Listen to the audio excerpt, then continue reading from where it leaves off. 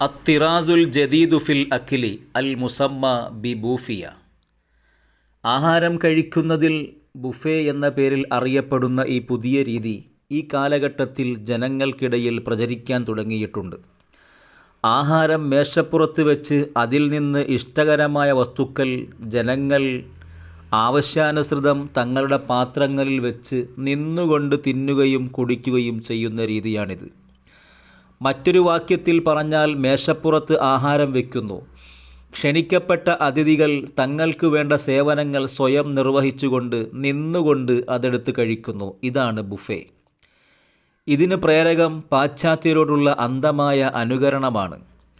അഭിമാന സംസ്കാരത്തിൽ നിന്ന് വളരെ വിദൂരമായതും ഇസ്ലാമിൻ്റെ സ്വഭാവത്തോട് നിരക്കാത്തതുമാണ് ഈ സമ്പ്രദായം. എന്തുകൊണ്ടെന്നാൽ ഭക്ഷണം കഴിക്കുന്നതിൽ സുന്നത്തായ രീതിക്ക് വിരുദ്ധമാണിത്. ഉദാഹരണത്തിന് നിന്ന് തിന്നുക എന്നത് പ്രവാചകചര്യയ്ക്ക് വിരുദ്ധമാണ്. മാത്രമല്ല ആതിഥ്യ മര്യാദയ്ക്കും വിരുദ്ധമാണിത്.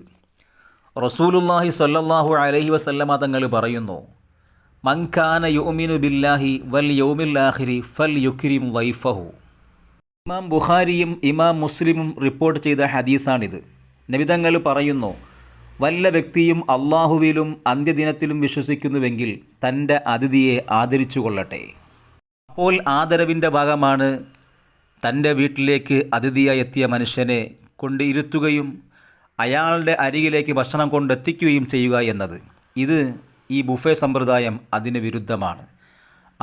അതുകൊണ്ട് ബുഫേ നല്ല രീതിയല്ല.